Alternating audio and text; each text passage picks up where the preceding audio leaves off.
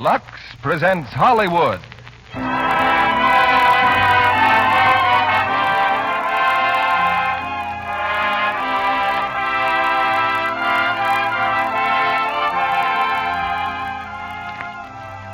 The Lux Radio Theater brings you Tender Comrade, starring Olivia de Havilland, June Dupre, and Dennis O'Keefe.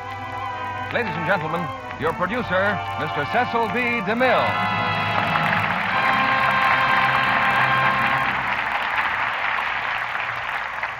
Greetings from Hollywood, ladies and gentlemen. In today's titanic struggle for democracy and freedom, there are many different armies wearing many different uniforms. There are the embattled armies in the field and on the seas and in the air. There are the armies in the factories and on the farms. And there's another great and unsung army in America, the wives who have been left behind to keep the home fires burning. They are the spiritual comrades of the men in arms, tender, unforgettable comrades. And to them our play tonight is dedicated. It's RKO's quite recent and delightful screen hit, Tender Comrade. Starred in our cast are the talented Olivia de Havilland, captivating June Dupre, and a young gentleman whose climb to stardom I have personally followed with great interest, Dennis O'Keefe. In fact, Dennis started his screen career with me, playing a bit part in The Plainsman. We're told by psychologists that when our men come back from this war, they'll bring with them a whole new set of values. I'm inclined to doubt that. They'll have new values, yes, but not a whole new set. Many of the old values will prevail as strongly as ever, and one you can count on is a man's appreciation of a pretty face and an appealing soft complexion. And so if you are one of the tender comrades with a husband in the service, I think that husband will agree with me when I suggest that you keep steady company with Lux Toilet Soap. Now here's the first act of tonight's play, starring Tender Comrade, starring Olivia de Havilland as Jo, June Dupre as Barbara, and Dennis O'Keefe as Chris.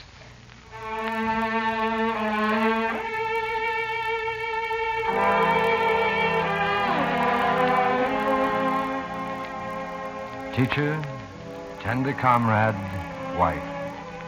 A fellow fair, true through life, heart whole and soul free. The august Father gave to me.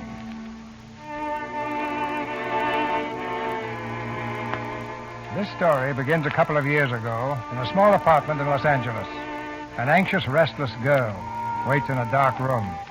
She's Mrs. Christopher Jones, called Jo. She keeps looking at the clock and then through the window to the black, silent street. With a heavy sigh, she slumps into a chair. Suddenly, there's a knock. She runs to the door and flings it open. Chris! Oh, Chris! Jo. Oh, gosh. Chris, I can't say anything. Oh, neither can I. I just want to hold you and kiss you. Oh, it's been so long. Yeah. Oh, you big baby. Here, handkerchief. Thanks. I'm home, Jo. Not much like our place in Shale City. Well, you're here. It's home. How are you, Jo? Fine. How are you? Oh, I'm fine. How's it feel to be working for a living? Oh, it helps, Chris. In lots of ways. A year ago, you never thought your wife would be making airplanes, did you? Sometimes it makes me mad, Jo. Sometimes it makes me kind of proud. Mostly proud, I guess. How long can you stay? Not long. Only till morning. 6:30. I guess we'll be shoving off overseas. Oh, Chris. Where? I don't know. Hey, come on. This is no funeral. Me, your husband, I'm home for the night. I want a hot bath and a cold drink and about 300 kisses. And I'll have the bath first, if you don't mind. 75 degrees and make it snappy.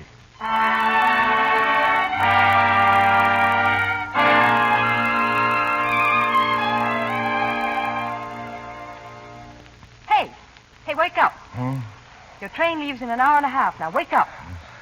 Okay. Hey, let go of me. Come on, kiss. Oh, all right. Mushy? How long you been up? Since 3, I couldn't sleep. Boy, oh, boy. Do you know what I'm going to do after this war is over? I'm going to concentrate on being a civilian. I'm going to sleep every morning until 10 o'clock, and I'm never... Hey, what are you looking at me like that for? Nothing. Except that of all the guys I could have married, how did I pick out the homeliest? Fine talk. Just fine. Hey, come on. We got to get going.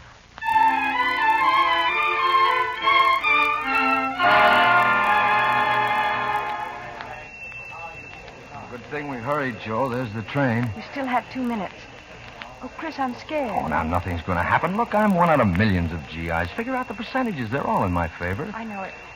But holy mackerel, I'm sure going to miss you. Yeah, me too. But just think how it's going to be when I get back home again. I'll jump off the train and pick you up and kiss you a couple of 100 times and take you back to Shale City. You know, Shale City's got it all over Los Angeles. What else? Oh, not much more to tell, I guess. Except that I'll be crazier about you because I've been away from you longer. We'll go back to Shale City and get that little place on the edge of town. Yeah, you bet. And I'm going to build a barbecue, and we can have the gang over and have a few drinks. And I'll barbecue the meat while you take care of the salad and stuff. Uh-huh. And then we can sleep on Sunday morning. Maybe all day. Boy. There's another thing we'll be able to have after this is over. What's that? We'll have ourselves a kid and a big backyard with vegetables and a place for him to play. You know, it's a funny thing. I never thought I'd ever want any kids until I married you. Well, you weren't supposed to, you big lug. Joe, I love you. The way I love you is like a fever that's all over me. Write me, baby. Will you write me whenever you can? Chris, I'll write you every day. And every minute, every second, I'll be sending you messages. And remember to take care of yourself. And don't pay any attention to those Australian girls. And come back to me, Chris. Come back to me. Give me a kiss. Joe, no matter how tough things are, no matter how bad they seem, all I have to do is think of you and I'll come through. Goodbye, Joe. Goodbye, Chris. Goodbye.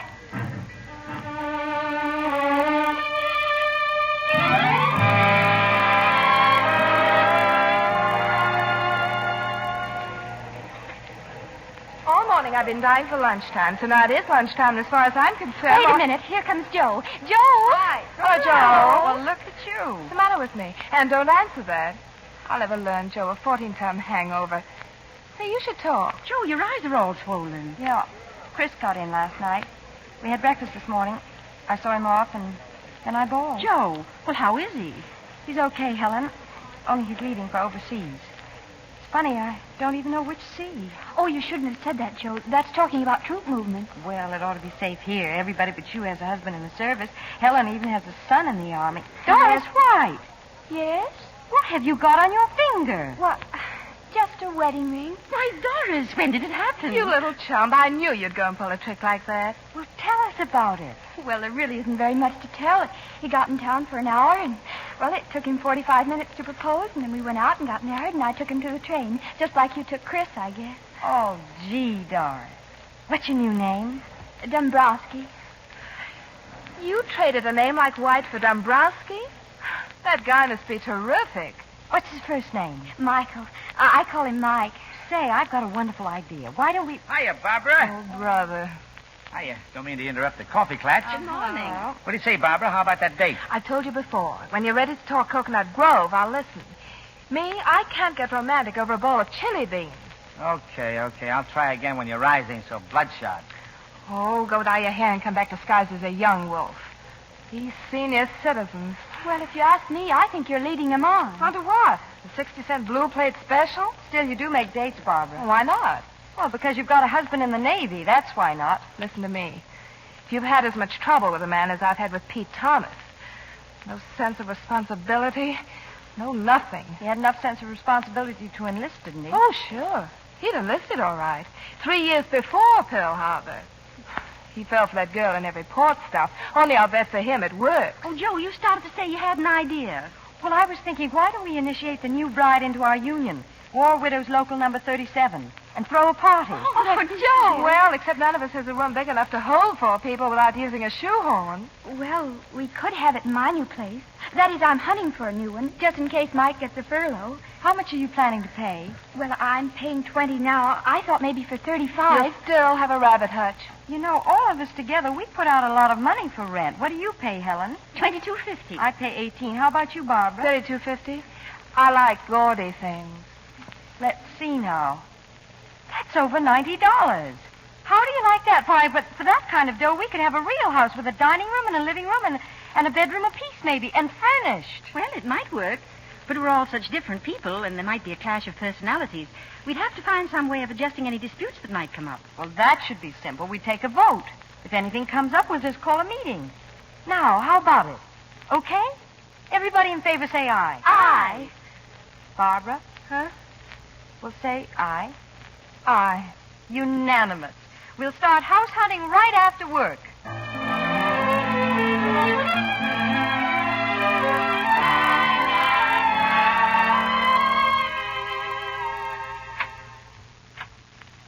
Well, here we are, our new home. And what a dump. Well, naturally, it'll take some brightening up. It's sort of messy and... But it's very nice. For Frankenstein's bath. Oh, a fireplace. Fireplace?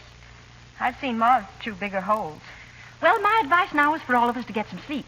We can go over everything in the morning. Oh, come on, kids. Let's look at the bedroom. Hey, break step when you get to that stairway. Looks very tired. Joel, can I come in? It's me, Doris. Sure, Doris. I'm just getting ready for bed. I was kind of lonesome. Yeah, I know. I know how I felt when I first got married. Oh, it doesn't seem like I'm married at all. I just kind of got a first mortgage on him. Tell me about him, Doris. Go on. Have you got a picture?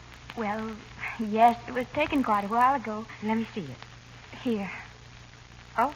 Well, you see, he was just 9 years old when it was taken.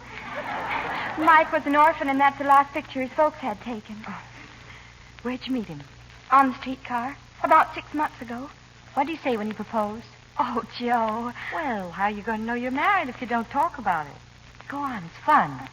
Well, we were in the Pig and Whistle, and he told me about his folks in the army, and then he got kind of red and uncomfortable, and he said, I don't feel so good. Let's go out and get some air. And I said, well, what's the matter? And he said, I don't know. I just haven't got any appetite. And I said, well, maybe you're in love or something. And he said, well, maybe I am. And I said, well, there's a cure for that. You could tell her all about it and maybe get married. And he said, well, I don't know whether she'd have me or not. And I said, of course I will.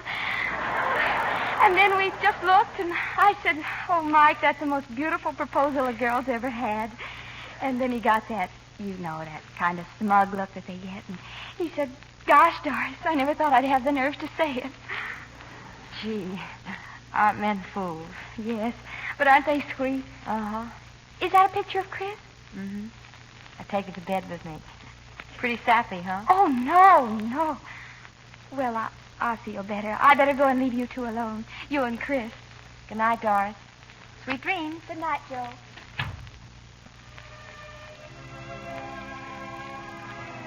Yes, Chris. I'm lucky. At least I've got a picture of you. Such a nice picture. Did you hear us gabbing away just now? It's nice they're married, Doris and Mike. Remember about us, Chris, and how we decided to get married? I was in the backyard, sitting in the hammock trying to dry my hair. Gosh, it was a nice day.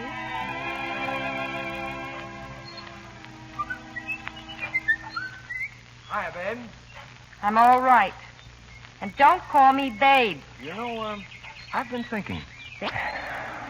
And it seems to me that you and I ought to get married. What did you say just then? I said that maybe we ought to get married. Well, if you haven't got the nerve of a government mule. Oh, what's wrong? What's wrong? Everything's wrong. What about last night? Last night? You just got the wrong girl, that's all. Me, I'm Joe Flanagan, remember? And last night you just spent all your time with Linda Randall, that's all. I danced 3 times with Linda. And at the Hendersons, it was Mady Sanders, and at the Halloween party, it was... You must be nuts. I hardly know Mady Sanders. You spend all your time dancing and flirting with other girls, and then when you feel your years creeping over you, you come back to good old Joe. What do you mean, years creeping over me? And as for coming back to you, I never left. I'm just trying to tell you that I know what you're trying to tell me after wolfing around every girl in town. I didn't do any wolfing. You did so. What happened? The others turned you down? Doggone it, Joe, I never proposed to anybody but you. A fine proposal. Making everybody miserable all the time. Well, doggone it, Joe, I haven't made anybody miserable. You have, too. All right, who? Me, you darn fool. Now, look, I didn't come over here to get into a fight. Ever since we were kids, I guess I've been in love with you. And so it seemed like a nice sunny morning, and I thought to myself, I guess I'll drop by Joe's house and ask her to marry me, and that's all there is to it. Well, why didn't you tell me before? Because I didn't know, I guess. Know what? But I was in love with you. Well, that's just fine and dandy. So you've been stringing me along all these years. I haven't been stringing anybody along. Well, then tell me this, Mr. Wolf. What have you been hanging around all these years for if you didn't know? Because I like to hang around. I liked you, and I like Oh, you wanted me to be a sister to you, huh? Pal. Lead you around by the hand and keep your nose dry so you go chasing around. Oh, for the love of Pete, Joe, will you stop picking on me? Gee, I never saw a girl so hard to propose to as you are. Aha. So, I thought you'd never proposed to any other girl before. I never did. Then how'd you know you never saw a girl so hard to propose to? Oh, Joe, that's just the way you say something you don't mean. I don't know why we're having all this trouble. Because a girl likes to plan on things, that's why. With a tight-mouthed clam like you, she's never safe. She can't act like she's in love because she never knows how the guy really feels about her. She can't even get a kick out of it because the darn fool may not be in love with her at all. And she'd just be making an idiot out of herself in front of everybody. That's what makes me so darn sore, Chris Jones. You and your old secrets, and if you... Shut up. I'm sick of hearing you holler like that. Holy mackerel, what a crab you're going to be in 5 years. I am not. I said shut up. Okay. Now, there's only one question up between us, and you can answer it with one word. And this is the only time I'll ever ask it. Now say it, one word and no more. Will you marry me? Yes. That's what I thought. That's what you knew, you darn fool. That's what you've always known. That's what's always made me so darn sore. Oh, Joe, I think I've been loving you since the time I cut off your hair. Gee, was Mom sore. Yeah, so was I after the old man got through with me.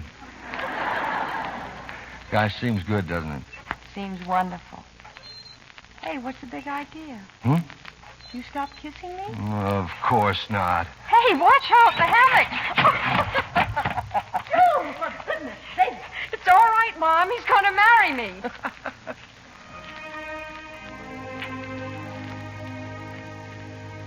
Yes, Chris.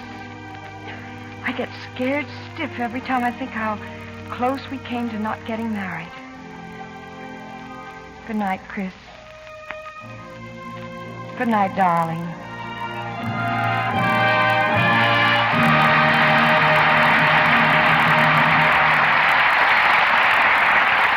In just a minute, Mr. DeMille and our stars will return in Act Two of Tender Comrade. Lux girls, Lux girls, Lux girls. Why, Sally, what are you doing? Thinking out loud? Why, yes, Mr. Kennedy, I guess I was. Thinking about Lux girls. You see them everywhere, you know. You bet I know. Those girls with the gorgeous complexions. Well, I went to the opening of a new picture the other night, Mr. Kennedy. I saw Barbara Stanwyck, Rita Hayworth, and that lovely new star, Lauren Bacall. Every one of them Lux girls. And every one of them with a really beautiful skin. That Lux soap certainly must have something. It certainly has, Mr. Kennedy. When you realize how many of the famous stars use it every single day, you know it's just got to be good. Well, Sally, we know it's as fine a soap as can be made. Yes, Lux soap has rich, extra creamy lather. So many of the stars speak of that. Active lather that goes to work so gently and quickly. Screen stars say they wouldn't miss their daily Lux soap facials for anything. Well, there's no doubt about it. Regular beauty facials with Lux toilet soap really make skin lovelier. In recent tests, actually 3 out of 4 complexions improved in a short time. And the nice thing is, active lather facials are so easy, so quick. All you do is cover your face with the rich Lux soap lather, lots of it, and work it in thoroughly. You rinse with warm water, splash with cold, then pat with a soft towel to dry. Pretty simple, Sally, considering that's the complexion care that actually makes skin smoother, fresher, more appealing. The complexion care 9 out of 10 screen stars use. And now, a suggestion to the ladies in our audience. Why not get some gentle white Lux toilet soap tomorrow? Use it every day for a while. Then look in your mirror. See if you aren't pleased with the softer, lovelier look your skin will have. And now, Mr. DeMille returns to the microphone. Act Two of Tender Comrade, starring Olivia de Havilland as Joe, June Dupre as Barbara, and Dennis O'Keefe as Chris.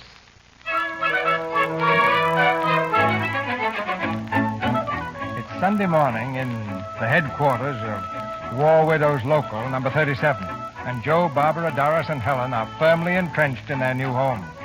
But to girls like these, welding a seam or driving a rivet is far easier than housekeeping.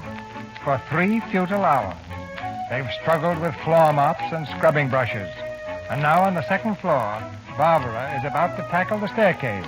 But unfortunately, the staircase tackles Barbara.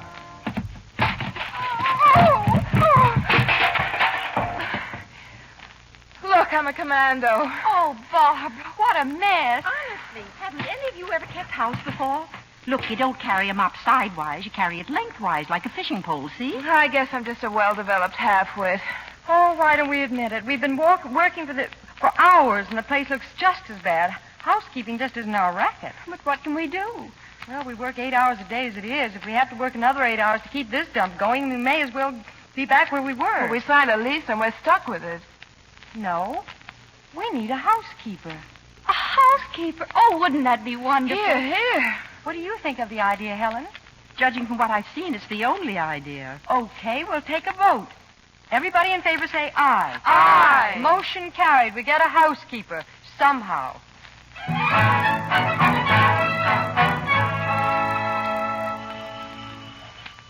Doorbell. I'll get it. Yes? My name is Mrs. John Canby Lodge. Yes.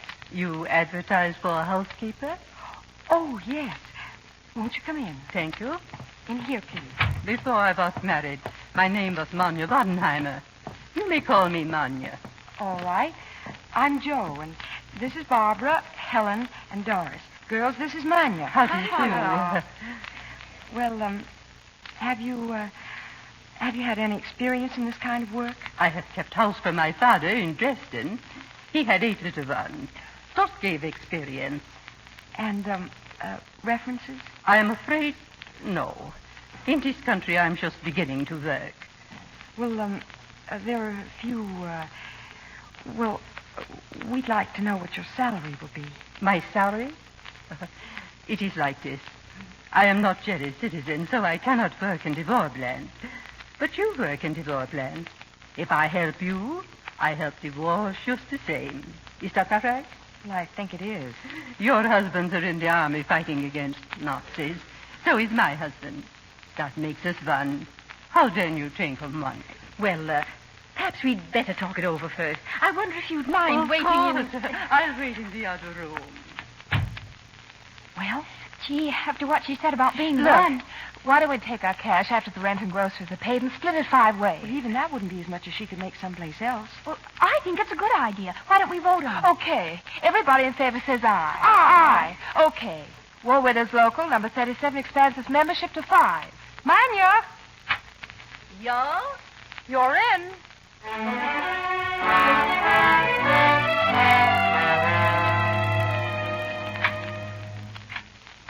Oh, good evening, Mrs. Thomas. Hi, Manya. You're late, but I saved supper. Skip it. I've got a date. That you, Barbara? We're in here. Coming. Hey, where have you been? Barbara, your hair. Like it? Stop by to have it done. You should wear it like that always. You have very small ears. Going out? Yeah. With a man? As far as I know. He'll be here any minute. Who? Oh, you know, that moth-eaten Don Juan who's been pestering me. Well, I don't think you ought to go. Neither do I. For the love of Mike, why not? Well, I just don't think we ought to start having a bunch of old men hanging around the house. What do you mean, old? He's only 42. Go ahead and do what you like. But I should think with Pete out there somewhere on a ship, you might at least try to play square. You leave Pete out of this. He's a no-good, double-crossing woman chasing dope. He hasn't written to me for 3 months, and as far as I'm concerned, he doesn't have to. In the meantime, if some slap-happy old goat wants to take me out, I'm just the girl to oblige. All the same, you'll be sorry sometime. Why? Well, good golly, if you married the guy, you must have loved him. And the least you can do is be on the level when he's out fighting. Sure, I know you want to go out, but so do I. It just occurred to me that this is none of your business. Let's take a vote on it. All in favor of me taking care of my affairs, say aye. All right. You win. Excuse me, ladies, but I think I forget to tell you I am quitting the butcher Quit Mr. Johnson, but why? because he is a black market. Manya. Yes, ma'am. I tell him 1 pound of bacon because that is all we have stamps for. And when I get home, I have 2 pounds. Manya, he's probably just trying to be nice to us. Nice to us, yeah. But is it being nice to the other people? Is it being nice to my John, who is in the United States Army fighting the Nazis? No, he's not nice. Tomorrow I tell him something, believe me. Manya's right, of course. Look, what difference does a pound of bacon make? This joint's getting so moral, we're all afraid to take a deep breath. Man, bacon, gab, gab, gab. Anybody who goes to a black market is a heel, and you know Oh, it. relax. If you want the truth, to me, rationing is one beautiful pain in the neck. Barbara, you should be ashamed. Now, wait a minute. You girls jumped on me the minute I came in the door. But now I'm telling you something. I've been listening to this kind of gabble for 3 weeks, and sisters, I'm plenty sick of it. Rationing? Sure, I'll be rationed. I've got to be, but that doesn't say I like it. Who said we liked it? Let me finish. We're rationed so a lot of foreigners can have it. And while we get pushed around at home, our guys are out there fighting in places they never even heard of, fighting for a lot of foreigners. Barbara. Well, it's the truth, and you know it. You're talking just like Berlin. Every time you even think those things, you're double-crossing your own husband. Oh, I am I? How can we mind our own business when somebody blackjacks us in a dark alley and we've got a Pearl Harbor on our hands? Sure, we make mistakes. You want a country where they won't stand for a mistake?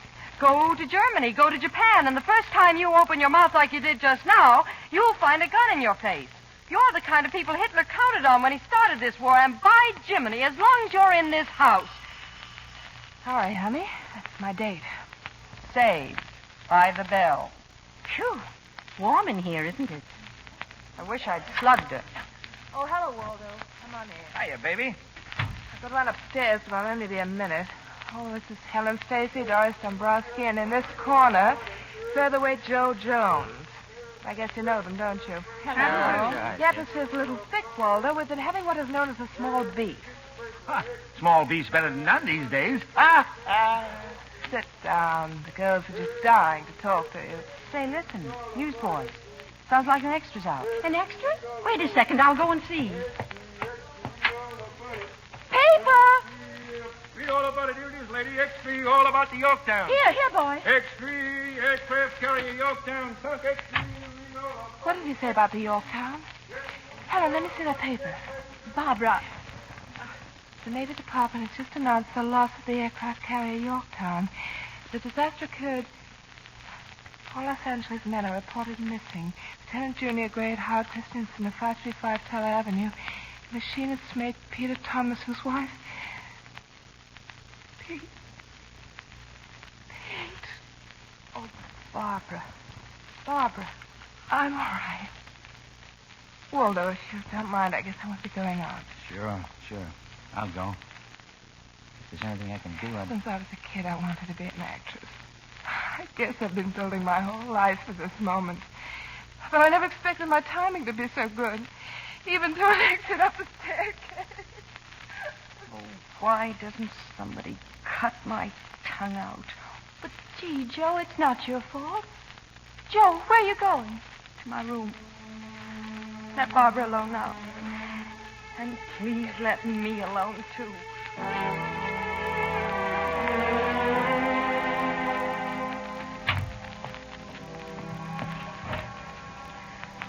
Oh, Chris. You're not very proud of me right now, are you? Barbara. That poor kid.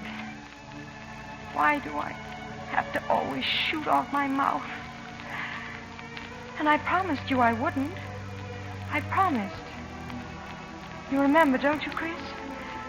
That night we had our first argument.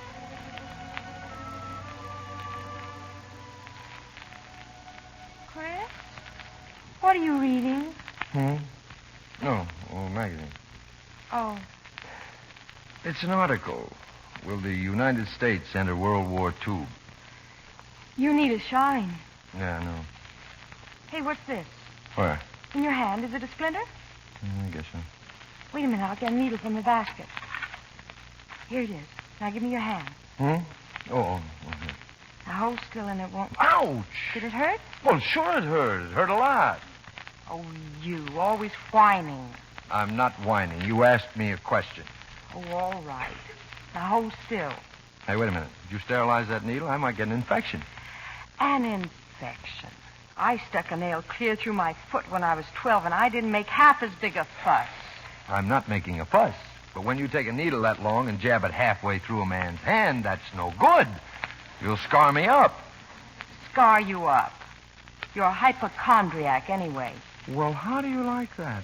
Just because I don't want to get stuck like a pig in a slaughterhouse, I'm a hypochondriac. Oh, hold still and let me get the thing out.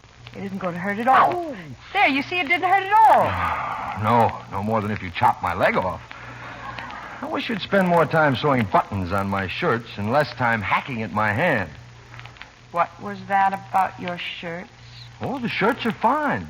It's the buttons. Well, why didn't you say something about it? I did. Day before yesterday, I said, Joel, my shirts are all getting so they don't have any buttons. Oh, you did. All I did today was scrub the back porch and clean out the basement and take those slips over to Mother's house and get your breakfast and get your lunch. And lay off, will you? You sound like I was making a galley slave out of you. All day long, it's just work, work, work.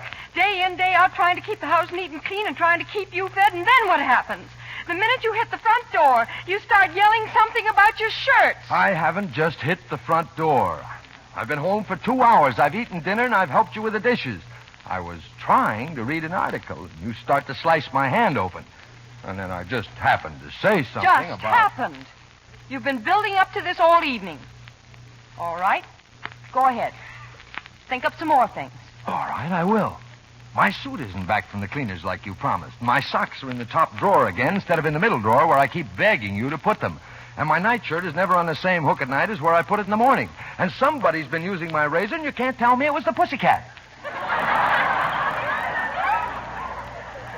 Is that all? I can think of plenty more.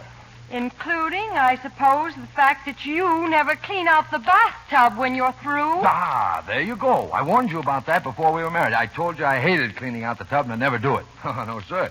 Can't hang that on me because you were told in advance and you said you didn't care. That's because I didn't know you so well. Now I do. All you want is somebody to slave and cook and take care of the laundry and dust the furniture and lay out your clothes and scrub the bathtub and then sit with their hands folded in the evening and watch you read. Joe.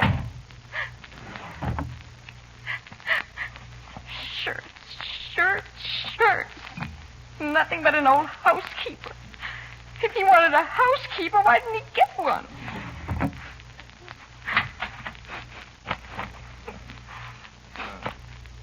What are you doing? Sewing the buttons on your darned old shirts. All right, Joe. Let's have it. Have what? Let's have what the trouble is. Come on, if you're sore, I've at least a right to know why. All right. I'm sore because I never get to see you anymore. Well, the nights I haven't been home, I've been working, you know that.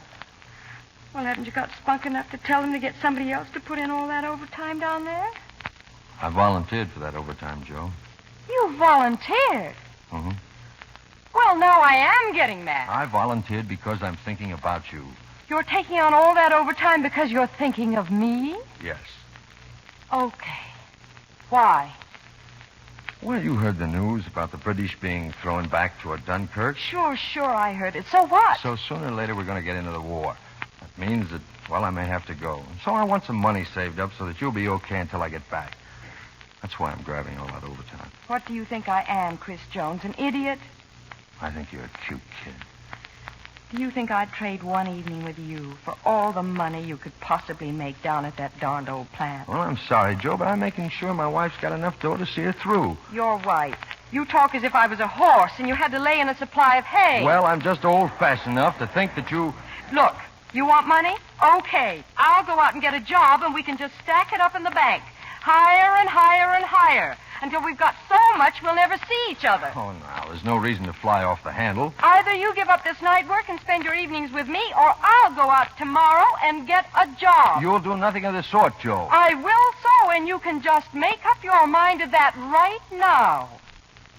Do you mean that? You bet I do. Okay, you win. You mean no more night work? No more. Oh, Chris. I didn't mean to be so ornery. But you make me so darn mad. Don't you see, Chris? I don't want money. I want you. Yeah, I guess that's the way I feel, too. Oh, Chris. I'm sorry I hurt your finger, and I'm sorry I get mad so all of a sudden, and I'm sorry. Well, I won't do it again. Hmm? That's a promise. I'll count up to 600 or something. I simply will not fly up like that anymore. Okay. Only don't get too perfect. I kind of like you the way you are. Perfect. Don't get too perfect, you said. You'd think I'd have learned my lesson that night, Chris, but I didn't. I fell down on you tonight terribly. Barbara's inside the other room. I can still hear her sobbing. Oh, Chris, I need you. I need you. Something awful.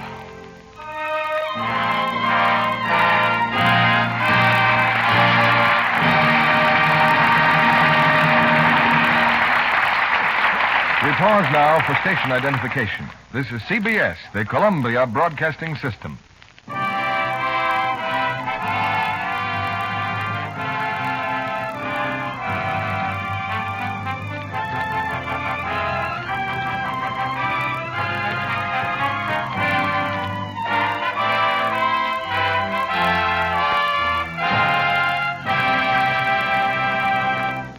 In a few minutes, Mr. DeMille and our stars will return in Act Two of Tender Comrade.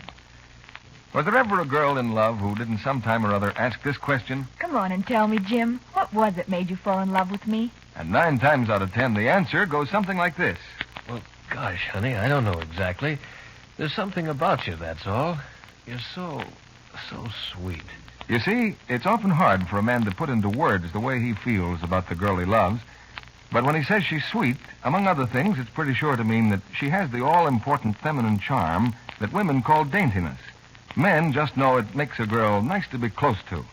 Here's what a famous screen star, Ida Lupino, says. Without perfect daintiness, no other charm counts. And she gives you a tip. It's so easy to make daintiness sure. A daily Lux Soap Beauty Bath does the trick. The creamy, fragrant lather leaves skin really fresh, sweet. Yes, charming women everywhere have discovered that their complexion soap, Lux Toilet Soap, makes a delightful bath soap, too. They love the luxury of this satin-smooth cake, the delicate clinging fragrance it leaves on the skin. They love the way it lathers, even in hard water. Yet Lux Toilet Soap is thrifty, too. Each cake can be used to the last thin sliver. So, for a real beauty bath, use the soap that's luxurious, yet inexpensive. The soap 9 out of 10 screen stars prefer. Hollywood's own beauty soap. Why not get some fragrant white Lux Toilet Soap tomorrow? Now, Mr. DeMille returns to the microphone. We wish you could meet tonight's stars in person, but as the next best thing, we want you to join us after the play for a brief chat. Now, here's Act 3 of Tender Comrade, starring Olivia de Havilland as Jo, June Dupre as Barbara, and Dennis O'Keefe as Chris.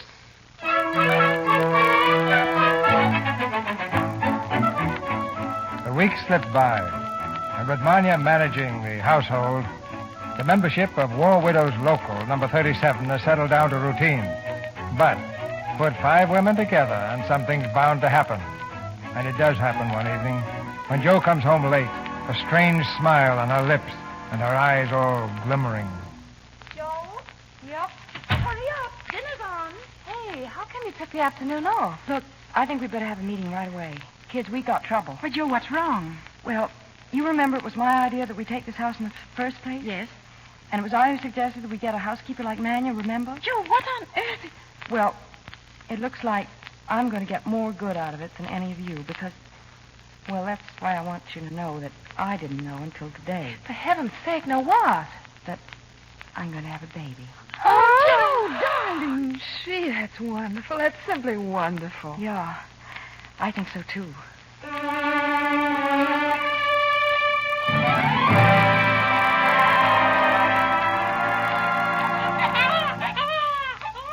Well, Mrs. Jones, how do you feel? Well, I guess I'm too dazed to know, Doctor, but I think I feel fine. You should feel fine. You got a fine baby boy. Fine baby. Now, what's the young man's name going to be? Well, I guess the same as his father. Christopher, huh? Christopher Latham Jones, Jr. Oh, what camp is Mr. Jones in now? I don't know. He's overseas, Doctor. Oh, well, he'll have a fine surprise for him when he comes back, won't he? You said it. Well, I guess you and your son would like to be alone for a while. Oh, Doctor, can we? I mean, can I have them? I don't know who has a better right. Here we are. You can have them for 10 minutes. Gosh. Oh, gosh. Just look at you. Your pop's here, too, young fella. Sure he is. See? That's his picture there. Chris, are you glad? Please be glad. Oh, I know. We were going to be so smart, weren't we? Remember that time we talked about babies? I was busy in the living room, and you came barging in, and...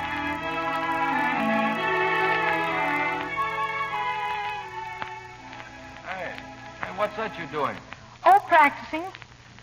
On diapers? Uh-huh. Yes, sir. First things first. And when you're getting ready for babies, that means diapers. I see. Louise wanted me to get a bathrobe. Imagine. Oh, Louise knows all about this, too, huh? Oh, everybody knows. But you never got around to telling me because I'm not very important. Well, there's no use getting upset about it. No, of course not. No. Because it's none of your business. None of my business. Well, if Harvey wanted you to know, I guess he would have told you. Well, what's Harvey got to do with it? Don't be such a numbskull. It's Harvey's baby.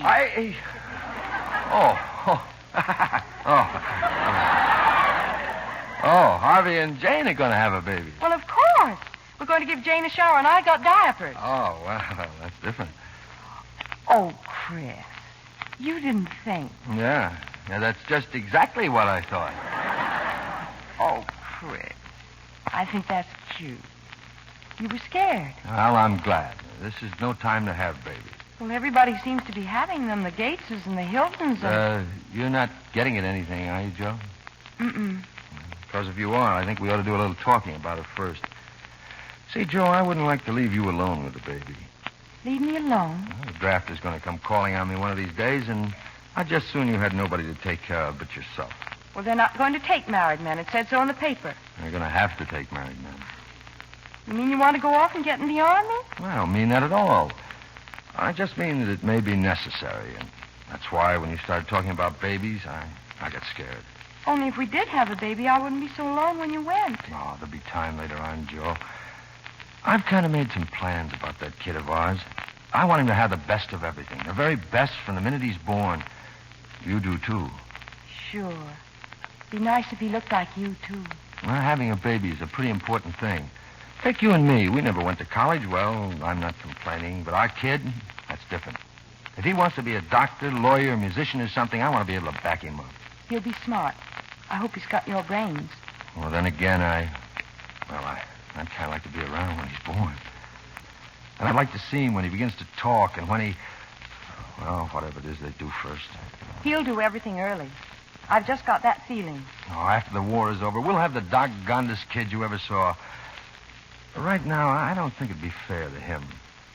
Well, I guess you're right, Chris. You're always right. You and I, we're going to be smart about it. We, the Joneses, hereby swear off kids for the duration. Oh, don't be sad, Joe. I love you so much, I seem to be going around all the time in a kind of a pink fog. I'm the luckiest guy on earth.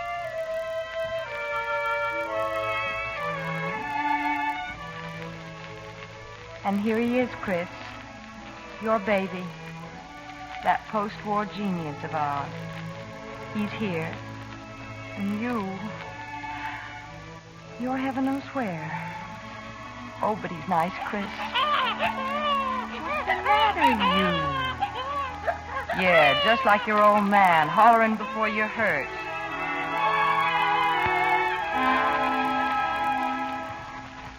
Well, what did you think of him, Helen? Oh, he's just wonderful. Just wonderful. Yeah, I think so, too. And you're coming home tomorrow. That's wonderful, too. Say, any mail at home? It's just one letter for me. From Arthur? Yes. Fine thing. Everybody gets mail but me. Helen. You suppose you could read some of it to me? Why, of course, darling. He says, he's so glad we have such a nice place, that my friends are all so wonderful. And then he says, I just received word that our son, our Ted, has been made a major. But don't write Ted until he tells you about it first. Somehow I feel it's our triumph as much as his, and that I have the right to break the news to you first, in secret. Joe, I just can't see. May I? The news to you first in secret. I find myself sitting here thinking of all that has happened to us. And it all centers around you, my darling, and around Ted. And I think that most of all, I remember that for 23 years, with all our blunders, we still have his respect. That's pretty good, isn't it, Helen? I can't wait to see him with gold oak leaves on his shoulders. I'll be so proud to salute him. But in my heart, I'll be saying, my little boy, what I really want is to put my arms around you and hold your head close to me and kiss your cheek. How strange to think he'd resent that, our little son, who used to love it so. Oh, Helen, it's beautiful. Yes, it is beautiful. I wonder, will Chris ever feel like Arthur feels now? And will I ever be like you? Oh, I hope so. Oh, I hope so.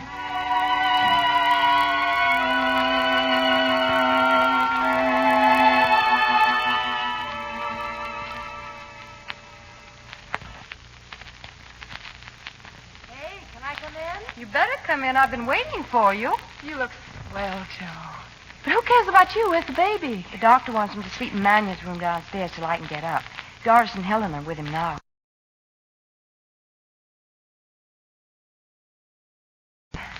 I've got a husband. Barbara. Pete's alive, Joe. He's safe.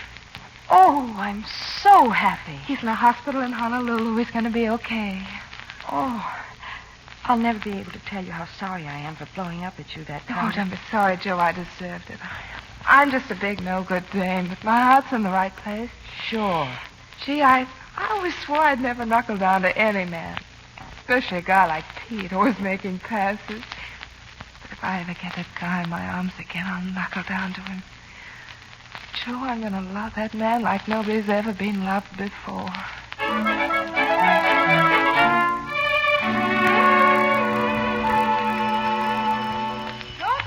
I'll get it. Oh, you'll sit right where you are. You've only been up for a week, so take it easy. Well, okay, Bob. Coming.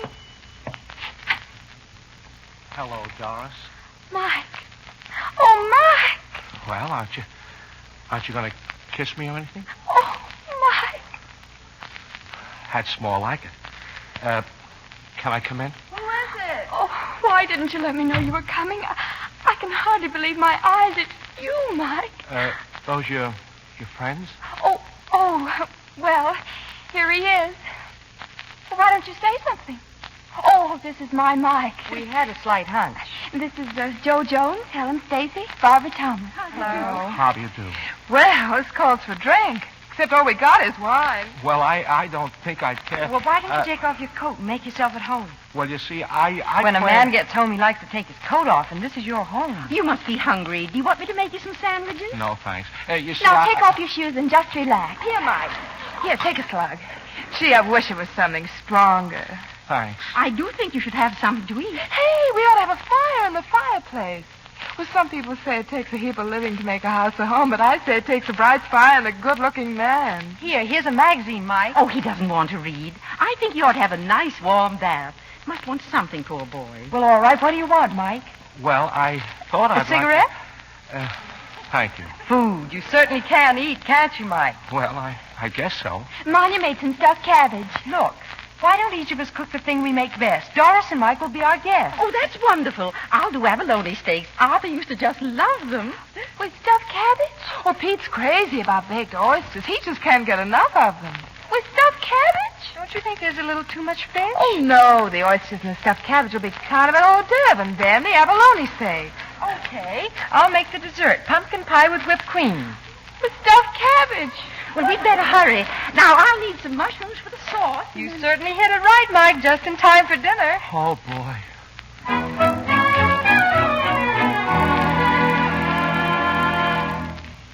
they doing in there, Manya? Such an appetite I never saw. 3 stuffed cabbages. And he's on his second abalone steak now. I wonder where he puts it all. Well, they ought to be ready for their dessert pretty soon. Those poor boys get such plain food in the army. It's a pleasure to see him. I'm going in and watch. Joe, just for a second. I'll only stay a second. Gosh, they're cute. Hi.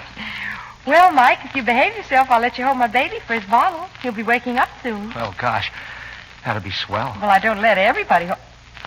Hey, what goes? How? The fireplace. Oh, gosh. It's full of fish. The fireplace is full of abalone. Oh, Mike, you poor kid. You don't like fish, do you?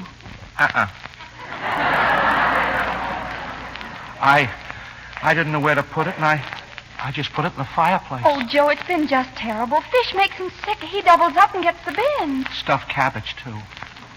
Now, don't think a thing about it. If we hadn't been such darn fools, we'd have asked him what he liked in the first place. You see, Mike, you're in a kind of funny spot. Tonight, we all got the idea you're our husband, and we've been cooking the things our husbands like. Oh, that's okay. Only I guess I better clean out the fireplace. Look, I've got pumpkin pie with whipped cream for dessert. Now, do you like it? Now, tell the truth. I'd love it. Good. Coming! Now, look, kids, I'll clear these things off and nobody will know about it, and I'll serve the dessert right away. Then I'll make some sandwiches later on and stack them in the icebox for you, okay? Oh, Joe, I'm so glad you understand. But first, I better get that door. Yes? Telegram from Mrs. Christopher Jones. That's me. Sign here, ma'am. Thank you.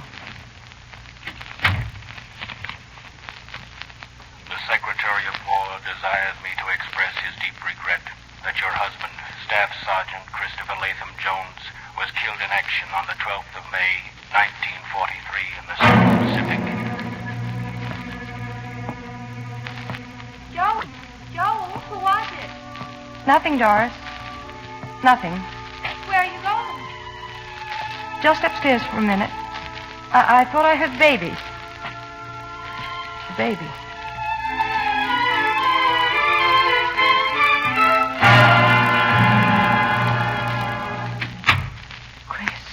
Chris, baby, wake up. Please wake up. I've got to talk to somebody. I can't talk to them downstairs. They're having a party. Besides, this is private. Just between you and me. Why can't I cry?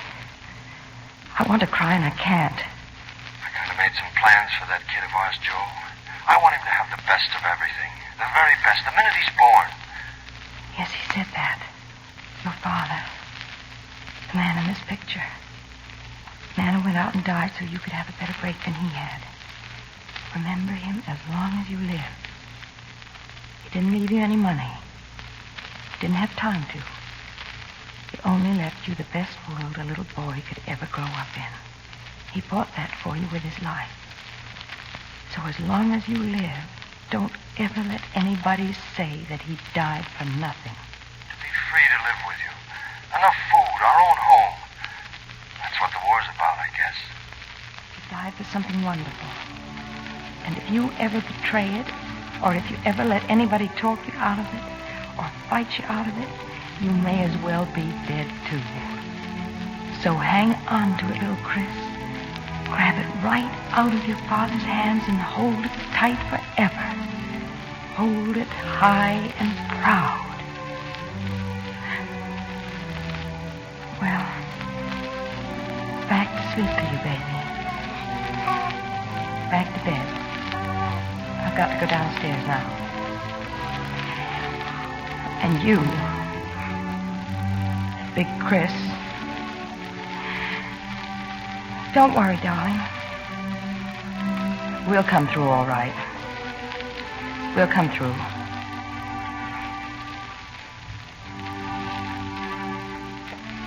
Teacher, tender comrade, wife. A fellow fair, true through life, heart whole and soul free, the august Father gave to me.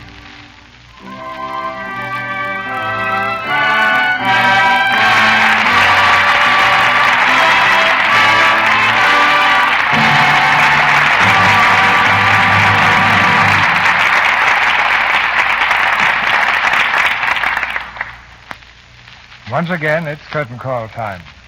And we invite to the footlights our trio of stars, Olivia de Havilland, June Dupre, and Dennis O'Keefe, with our thanks for an excellent performance. I might add that this is Olivia's first appearance on the air after visiting our soldiers for 7 weeks in the South Pacific. So you're a tender comrade in real life, Olivia. Well, the payoff is I had to go and catch pneumonia, and the soldiers ended up by visiting me. You know, this is the first appearance of June Dupre in our theater, and a very welcome one. Thank you, Mr. DeMille. Did I do all right? All right. You were perfect, June. You know, you were pretty good yourself, C.B. Well, thank you, Dennis. Thank you. Well, perhaps you were a little nervous, but it takes time to get your confidence here. I have a personal cure for nervousness, C.B. Lux toilet soap. Lux toilet soap? How do you figure that out, Olivia? Well, a girl just naturally has more poise and self-assurance when she looks her best. I know I do. I agree with Olivia. I know I couldn't be without Lux toilet soap. Yeah, me too. You use Lux toilet soap, Dennis? Mm-hmm. Every Saturday night. Well, Dennis, you've certainly traveled far in pictures since the first time you worked for me. Oh, that's the DeMille touch, C.B. In fact, it's more than a touch. It's a very generous boost. What are you boosting on Lux next week, C.B.? Oh, we have another exciting treat next Monday night, Olivia.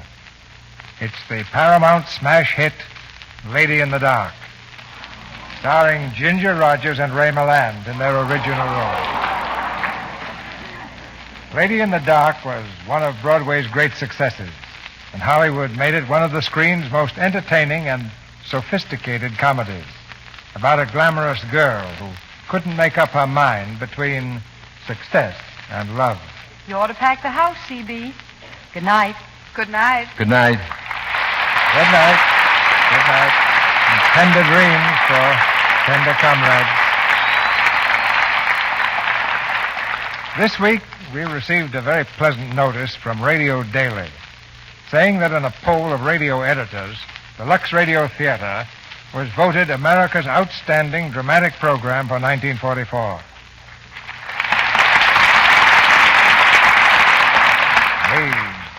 We thank you, and we thank the editors who participated in this poll and promise that we'll do our best to continue to be worthy of this honor. Our sponsors, the makers of Lux Toilet Soap, join me in inviting you to be with us again next Monday night when the Lux Radio Theater presents Ginger Rogers and Ray Milland in Lady in the Dark. This is Cecil B. DeMille saying good night to you from Hollywood.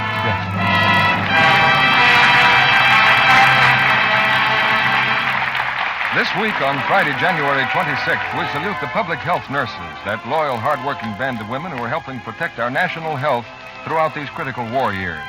Housewives, too, can help America at war by saving all waste kitchen fats and greases. Strain them into a clean can and rush them to your butcher. In return, he'll give you 2 red ration points plus 4 cents for each pound. Tender Comrade, from an original screenplay by Dalton Trumbo, was presented through the courtesy of RKO, producers of Experiment Perilous. Olivia de Havilland will soon be seen starring in the Paramount production The Well-Groomed Bride. June Dupre is currently appearing in RKO's None But the Lonely Heart. Dennis O'Keefe will shortly be seen in Hal Wallace' production The Affairs of Susan. Our music was directed by Louis Silvers. This program is broadcast to our fighting forces overseas through cooperation with the Armed Forces Radio Service. And this is your announcer, John M. Kennedy, reminding you to tune in again next Monday night to hear Lady in the Dark with Ginger Rogers and Ray Milland. 24 points for butter. Oh, whatever will I do? Use Creamy Spry for cakes and pies. It takes only 2. Yes, ma'am, Spry's still the buy. Use pure Spry shortening for all baking and frying. Use it, too, instead of butter for white sauce and for vegetables. Spry helps solve your ration problem. Gives you more delicious foods. Tomorrow, get Spry. S-P-R-Y. Be sure to listen in next Monday night to the Lux Radio Theater presentation of Lady in the Dark with Ginger Rogers and Ray Milland. This is CBS, the Columbia Broadcasting System.